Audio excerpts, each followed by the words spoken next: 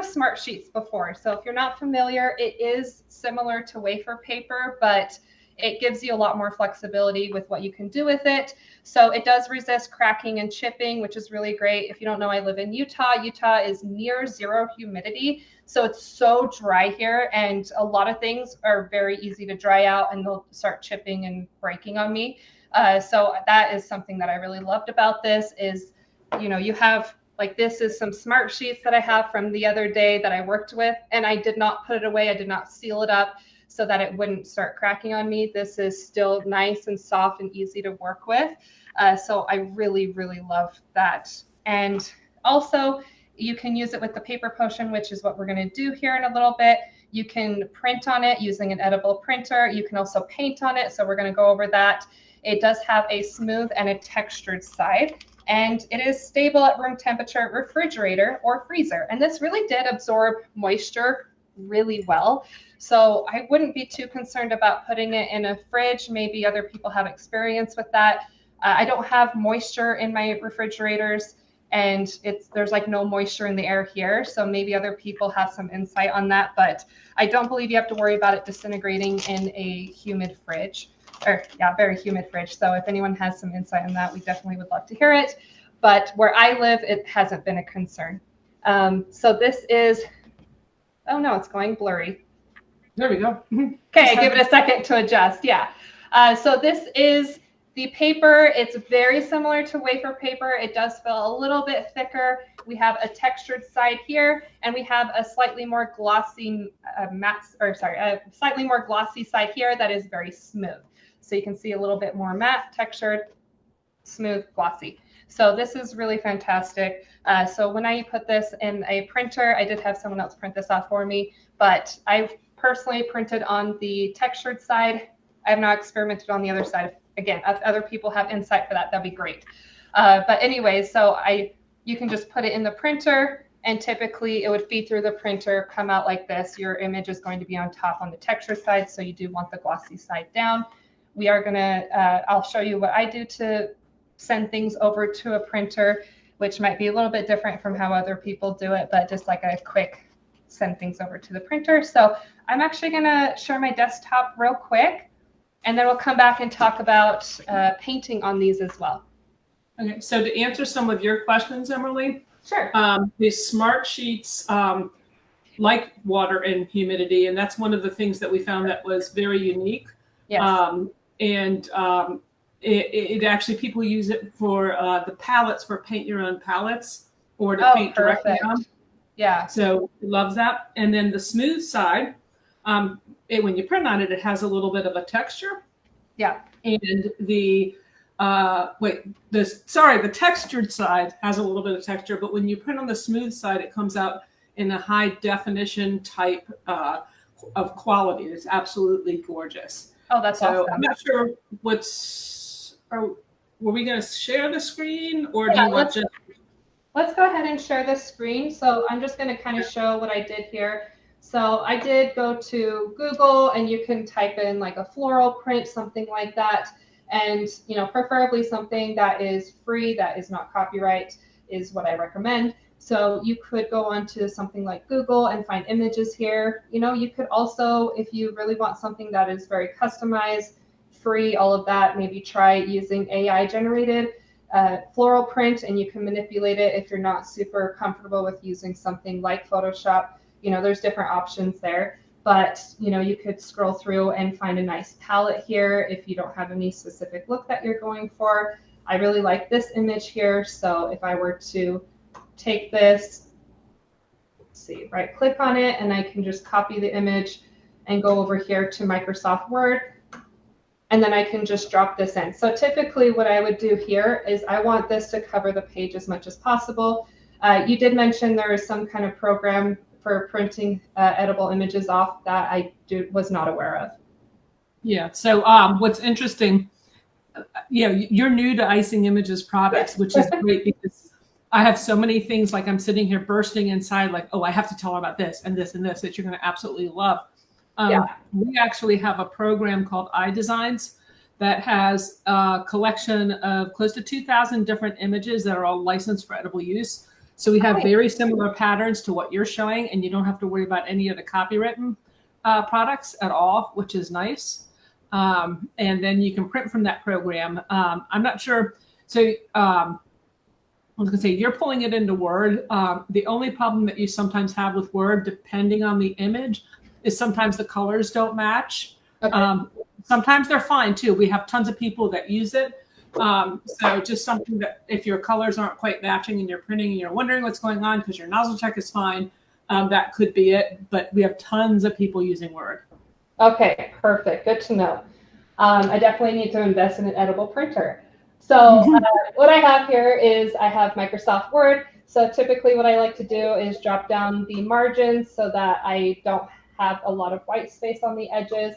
And then you can easily blow this up to cover as much of this as possible. And then something else I do with images, so I can just stretch that out there. Something else that I like to do is I actually go into, let's see, view up here, and then go to zoom. So right now it's at 100% zoom. I already know that 144 is the good percentage for me on my computer. So when I go to 144, and I can't show this because I'm only showing my screen, but basically I will hold a piece of paper up to my computer screen, and the piece of paper will line up perfectly with this layout right here. And I know that this is going to print off exactly, well, pretty much the same size as what I'm seeing on my computer. So that is really helpful to know when you're trying to get the exact size and you don't want to be printing off all these images and it's not coming out the right size because you're not sure, because you're only at 100% zoom. So I do zoom it up until my paper, when I hold it up to my screen, it is the same proportions, if that makes sense. And then typically, if I'm sending this over, let's say to somebody else, I need to bring a file to somebody, then I would save this as a PDF. You don't want to save it as a Word document. That's a mistake that I see a lot of people making, is they will save it as a Word document and then they'll try to take it to someone else, to someone else's computer. And if they don't have that same version of Microsoft Word, let's say they don't have a laptop like me, maybe they have a MacBook, they won't be able to open that file. So if you save it as a PDF, then you will be able to open it on any type of device that they have. It can be opened up on a phone, it can be opened up on an iPad, laptop, it doesn't matter. PDF it can be used anywhere. So that's just something that you guys should be aware of if you're not super comfortable with technology. Okay. Awesome. Now we can jump back over to our live stream. Back to the camera. Let's see. Perfect. Hey guys, I'm back. Okay. My laptop's over there. Okay, perfect. So I am going to show you some smart sheets that I've been working with and experimenting with different type of things. So again, it starts off this nice white color. Let's move that out of the way. And then we do have, let's just fix that a touch. We do have this different ribbon that I've been experimenting with, and this is a printed image that that I got off of Google just to experiment with. I have this extra sheet here that's really awesome. So you can see it does have some slight margins, but nothing too terrible. And then this is one that I've already cut up. I also experimented with painting on these with different mediums. So like you said, Debbie, that this is, it loves water. And I did notice that it absorbs water really, really well. So this was painted with a water-based color, and it was sugar prism. So I just used a sugar prism color like this, and then I was able to just add water, and I didn't have to worry about it disintegrating on me like wafer paper would. And I was able to paint on that, and I was pretty generous with the water as well. And it was just really fantastic. It coated it really well, and I absolutely love that. And then what I did here was I also got some this luster dust. So I just took a luster dust. This is like a really nice color. When you use it, it does kind of come out with like a blue sheen. So I paired that with that. And then I just took a paintbrush here and I just dusted this so that it had more of that like satin ribbon look, which I really loved. I only did it on one side. You could do it on both sides if you wanted to, but I just liked to give it that kind of glossy look here.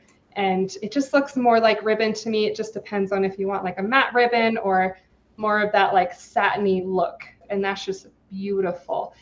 I also experimented with painting on it with oil-based colors. So let me grab that real quick. So this is some oil-based colors that I had, and I was able to just add some rose water to it that is oil-based, and it has some alcohol in it as well. And I was able to paint on this. I actually did this just barely about an hour ago, and very quickly I was able to touch it, and it doesn't rub off very easily. Like if I'm trying too hard, yeah, I'll rub just a tiny bit. But this painted so beautifully on this smart sheet, and I just love that I could customize my own print, because I really love to paint things from scratch myself and freehand things. So this was just a very quick free-handed image that I created, and you could do it that way as well. Kind of just depends on what you're going for. Something more detailed like this, I would not spend the time on. I would just use the printer. But if I wanted to maybe do a cake competition where they really value doing things from hand versus just printed images that you find online, this is an option here. And you really couldn't do this with wafer paper as much, but I really love that and how easily it was able to dry here. So I'll show that in a little bit. So actually, we'll just go right into this one. I get very excited and I talk very fast. So make sure if you guys have any questions, if I missed over or skipped over details you want me to cover better, please let me know. So this again is an oil-based paint that I used. And again, I was able to use water-based as well. So you do have a lot of options there. I really love to use what I just have in the kitchen. I don't think it's necessary to buy every product out there, every type of food coloring out there. Use what you have. So this, for example, I just used some rose water, and I'm just gonna add it to a painter's palette, and then I can start painting with that fairly quickly. So I just added a little bit of rose water here, and then I just need to bring this paint back to life because it's been drying out a little bit. Okay, so I'm just mixing a little bit here. And then I could just start painting here. So I could, let's just do another bud here. I'm going pretty fast. It's not going to be perfect, but that's okay. Happy accidents. All right. Okay, so I can just quickly draw in here. So now, do you know you can actually paint using paper potion as well? Yes, I did try that as well. So you could use the paper potion. And you can mix that as well with the different colors if you want to start off with like a dry dust and mix that together, and then you could paint on this. And that also softens your paper in the process, which is perfect. Okay. So let's say we have something like that. So you can see that I kind of blended some of that blue out as well to give it that kind of porcelain look. So I'm just going to take a little bit of my oil here. And I just want to make my paintbrush wet, but not too wet. So I'm just going to take off some of that extra. And I'm going to start blending that out. So I'll hold this up a little bit better. So I'm just taking some of that and just adding some shading by dragging that color that's already on there.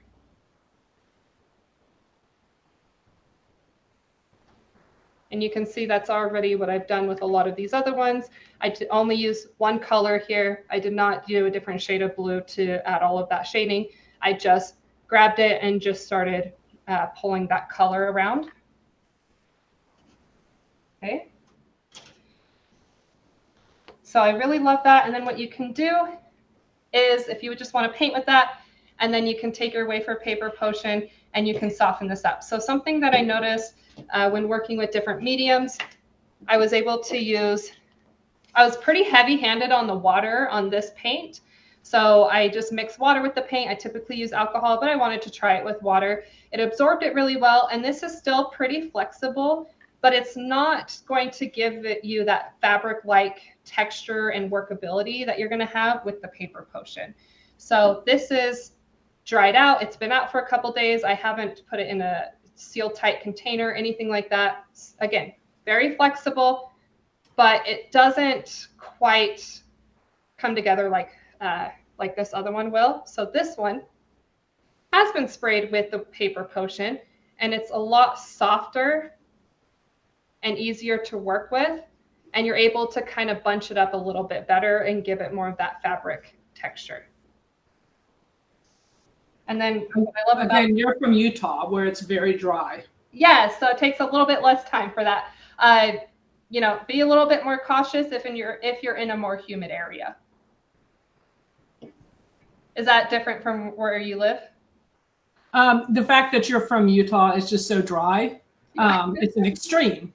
And so I like to point out when there's extremes. We're 4 seasons here, so we see everything. But I know there's people on, although they know about the product, but they're from like Las Vegas and such. And having a paper that is so versatile in all climates is just a wonderful choice for people.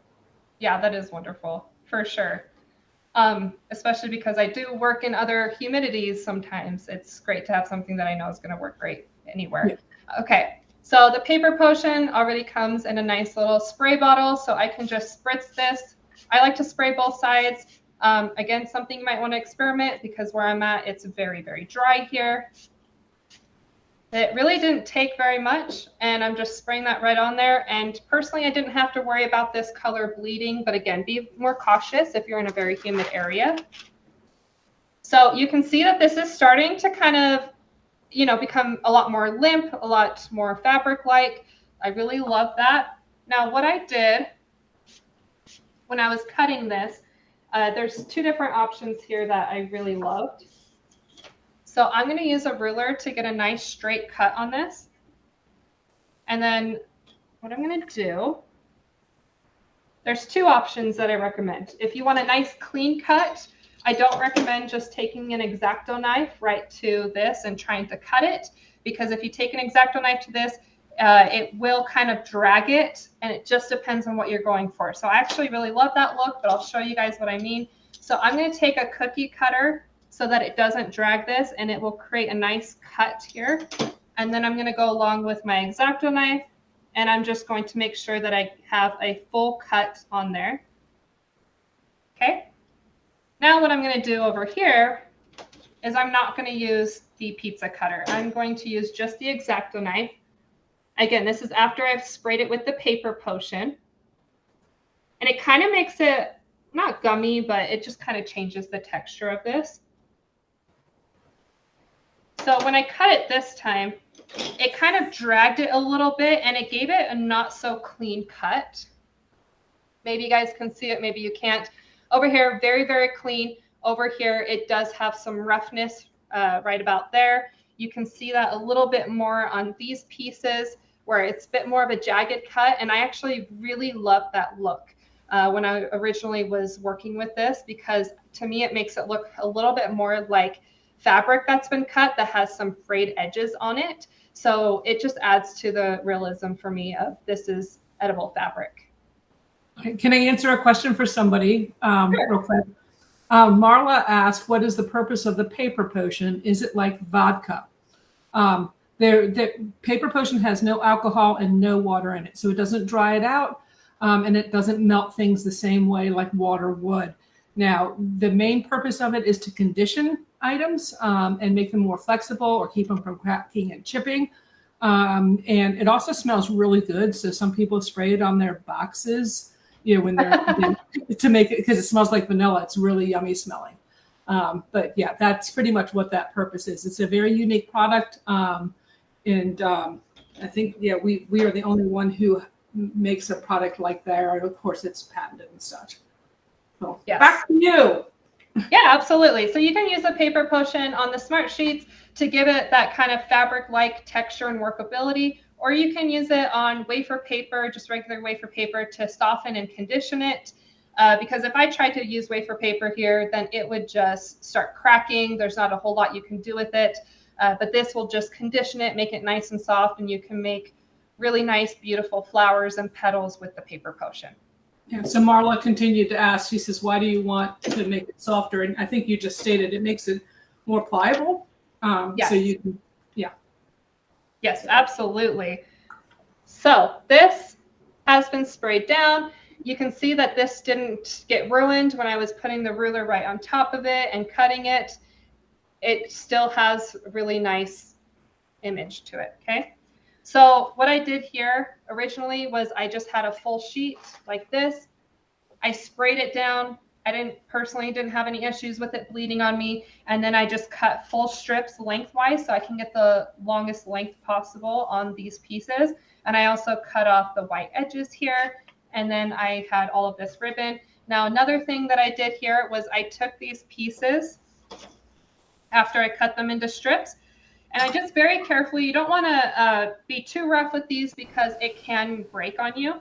But if you just take it and very gently just bunch it up like this, it will make it look, again, more like fabric because you can see that it's not just a flat piece.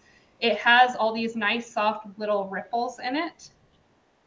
So I'm just taking it and very gently all along the way, just bunching it up.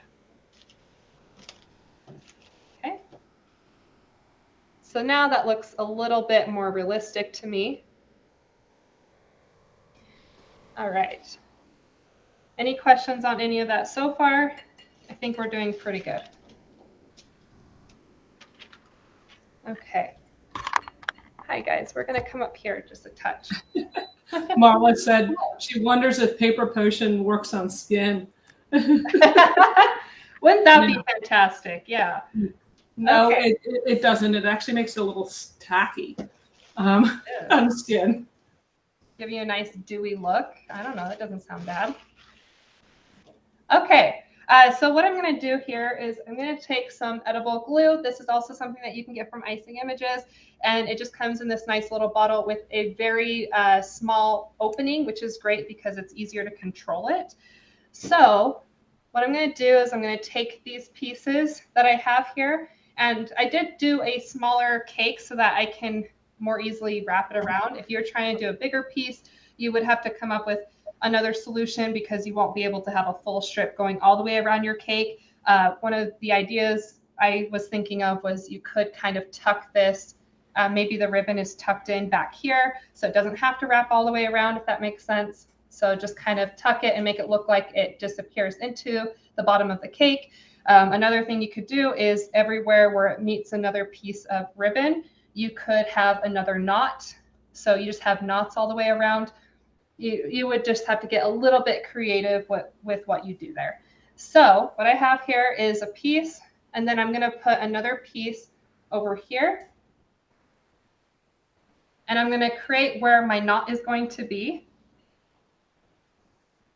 And then I'm going to use my glue to glue everything into place. What I'm also going to do is kind of bunch this up where the pieces meet because I'm going to have a little knot here. So you don't want this to be flat because that doesn't make sense if it's being tied right here like an actual ribbon. Okay. So I'm just going to use a little bit of glue. You really don't need that much. Going a little chaotic with this, but that's okay. Now, I don't want it super taut on my cake, if that's the right word, I think. Super taut where it's basically very tight on the side of your cake. I do want to make it a little bit loose, make sure that you can still see those nice soft ripples that are just happening in your fabric, and just kind of glue that into place. And then again, I'm going to kind of bunch it up here in the front. And then I'm going to do that with this side.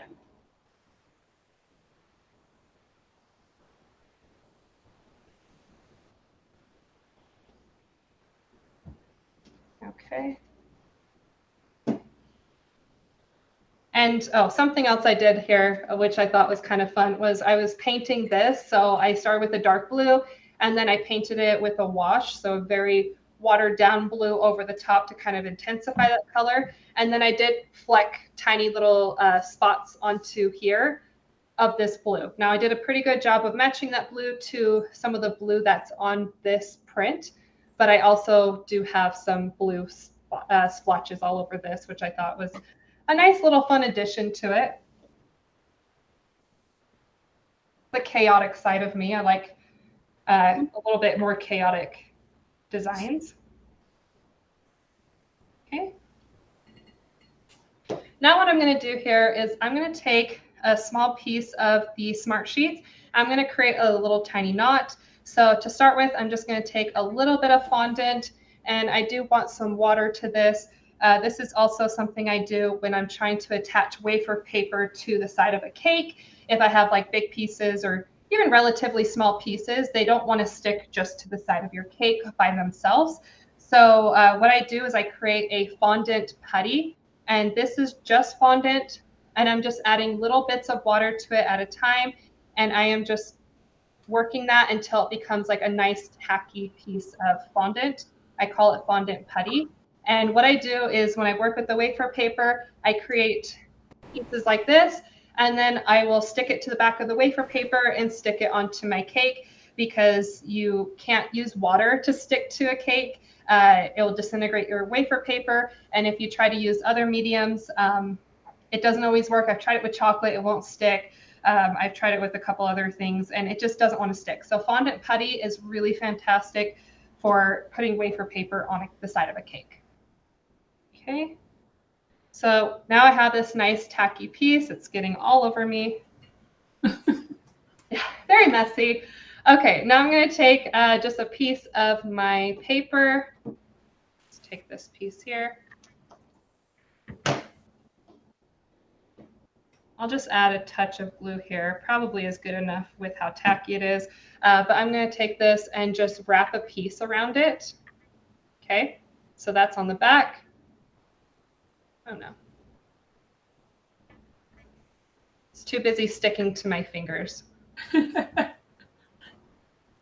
Okay. And then what I'm going to do here is I'm just going to kind of bunch up this piece around here, being very gentle with it so I don't ruin it. And it just creates like a kind of a pillowy knot. I'm going to cut off some of the excess in the back, flatten that. And then I'm just going to glue this into place. I'm working upside down, so don't mind if it doesn't look perfect. You're doing a great job. Great job. Awesome. That's what I like to hear. Okay, we're going to move the camera back down just a touch. So also what I'm going to do here, again, you can only get pieces that are so long. So what I did here, I'll have to fix this in a second. It doesn't want to stick. This is a bigger, slightly more heavy piece. So more of that fondant putty would be great for sticking it on there. We'll just move that out of the way for a second. So if I wanted to add a ribbon like this, you definitely could. I don't think it's as dramatic if at that length. So what I did is I took different pieces and I glued them together. So, you know, you could try to line it up, make it look like it belongs together. You could also try to hide it. But for example, here I have that peach flower kind of lines up here, so it won't be as noticeable. So what I'm going to do is just take a little bit of my edible glue, and I'm just going to glue this other piece at the end, and then I'm going to do that over here as well.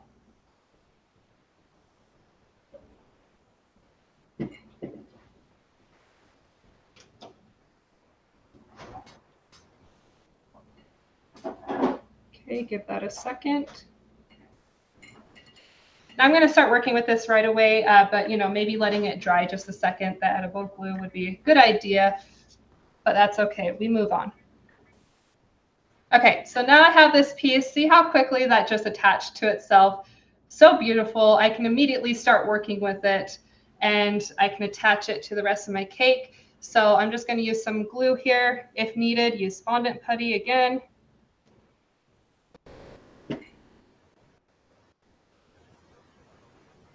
And then actually what I'm going to do is attach this to my cake, and then I would just attach the knot at the end. And then, something else I did was I did like more of a ripped edge here versus a clean cut. You do you.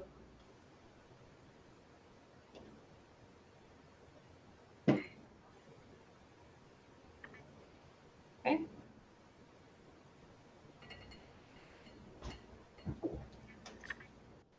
Okay, I might have to get more of that fondant putty.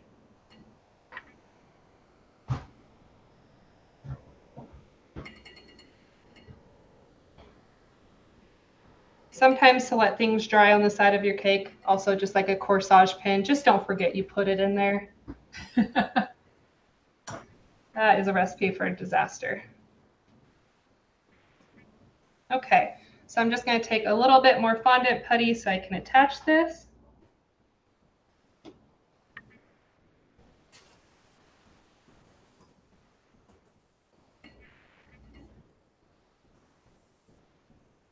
And just kind of very gently bunch it up together to create that knot. And then what you could do, you probably won't see this as much down here where I attach pieces together. If you do, just flip it and just try to hide it the best you can so that the folds kind of hide that, that connection there. So maybe I hide it behind the other ribbon. You don't see it as much. And there you have it. You have your nice little dramatic ribbon coming off of your cake.